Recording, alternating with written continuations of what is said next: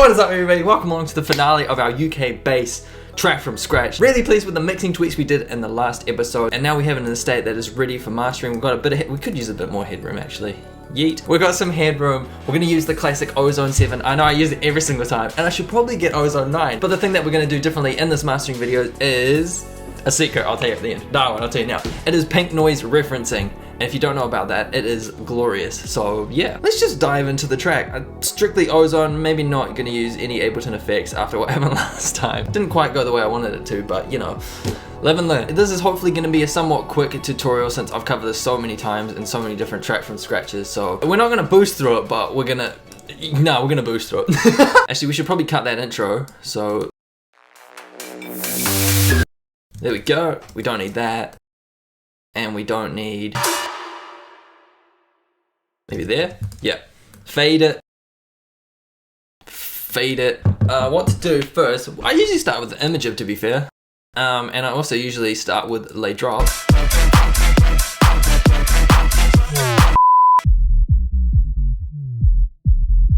You know what? It's perfectly mono. We're not going to touch that. We're going to go straight onto the mid band. Fuck it, that could be wider. Not that wide. I usually go for the +1 to 0, the sweet spot in the middle, because pendulum, that's why. I referenced pendulum, pendulum does it. Pendulum, amazing. No, start here. There we go, that should be good. That's fine as is.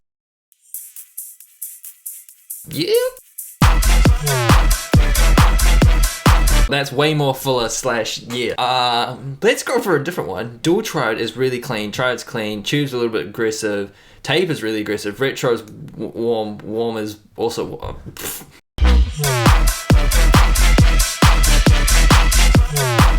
Oh, warm is sick. Nah, dual triode, the cleanest, the clearest, it's gonna have to be that one.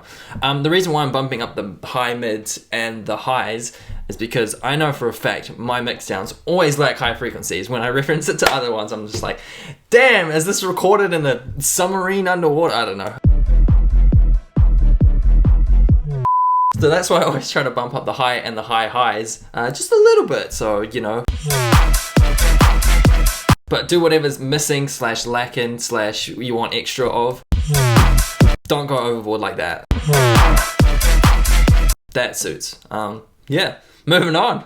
Let's move on to dynamics. Simple shit. Gonna solo this low band. Actually, it's not simple shit. Dynamics is so important when it comes to mastering. We just want a little pump on that threshold. Or gain reduction, my bad. Slower values. That's pretty decent.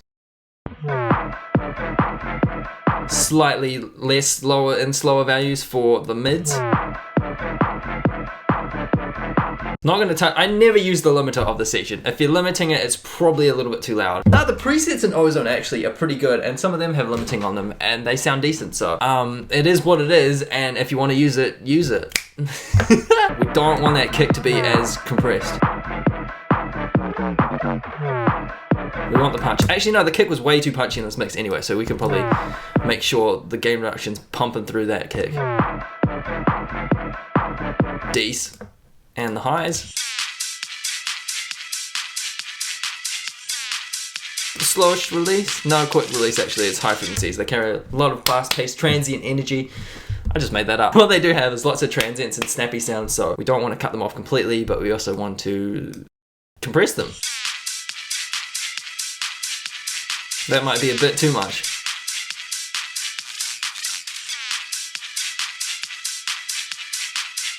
Range of the... Yeah, we can work with that. A little bit of knee. I haven't used knee that much in any mastering. I was going to say tutorials, but yeah, any mastering really. Why is that so long? What's our crossover settings like? Hybrid. No, let's go digital for that clean... What is that? That is Hundies. No, that is really restrictive. We kind of want to blend. Okay.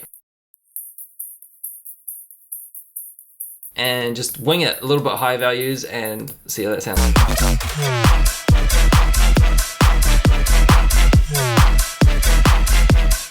That might be a little bit too much. Too much cute. Can we hear a difference? There's a reason why freaking Ozone keeps it like this. It sounds way better. It's just like not as super compressed. Moving on to Maximizer. This is where we slam it and turn it down so we don't give ourselves ear damage.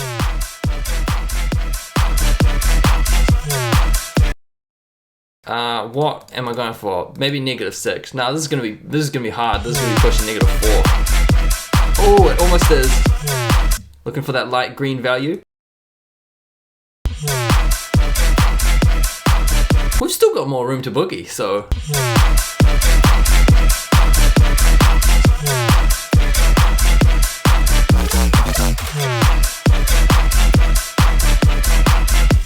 Alright, that's the fundamentals done. Well, my secret sauce is the post EQ before the maximizer, matching, and then we're gonna click pink noise. So if you know what pink noise is, where's my phone? Sick. Basically, pink and white noise, I'm pretty sure I have all the frequencies from 20 hertz to 20,000 or whatever, all being played at the same time randomly, so that's why you get that. So it's not a consistent tone, it's just random noise. But the difference between white noise and pink noise is white noise has all the frequencies going at equal energy per frequency. Pink noise has like a slightly more bassier sound. And then like you see in this red line here, pink noise just rolls off naturally the higher up the frequencies you get. Because you don't want like, say something playing at 10,000 hertz, the same that would be playing at 40 hertz. It's just gonna sound so much more like pronounced and yuck and just super loud. Equal power per octave. That's what I was trying to say. Pink noise is just naturally better for referencing. It's got equal power per octave. Hence why you won't see white noise as reference audio with this referencing section in Ozone. So we are gonna do that. And the simple way to do it, at least, I don't know if digital actually does the thing, but yeah. So let's go to the drop, click capture.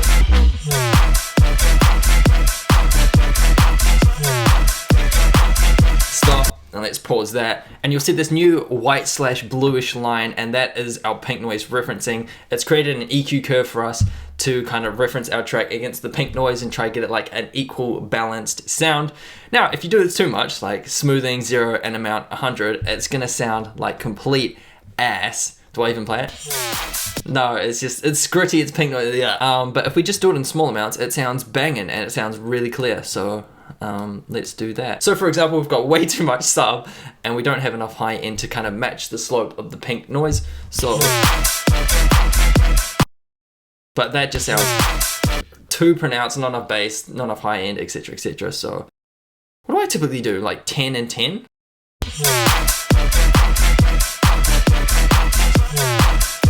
Yeah, it just sounds really clean now. It's on this EQ curve in line with the pink noise, and yeah, it's just clean. And you notice comparing it back to our pink noise referenced track, it's just not as good. Too much bass, a little bit muddy, not enough high end.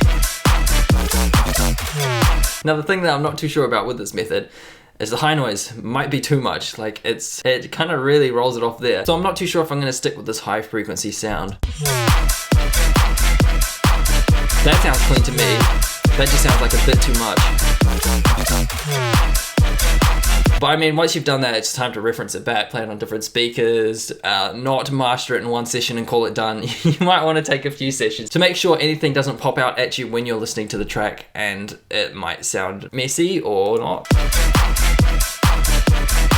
Too much high end.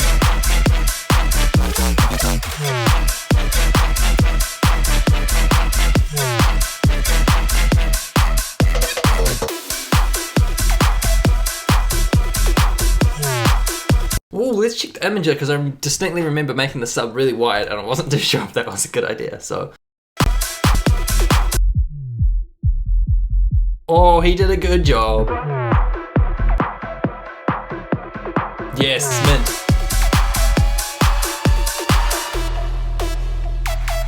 Now what you want to obviously do after this is pull in other reference tracks to compare it to yours. Make sure you haven't got too much like high frequencies, too much low frequencies, vice versa.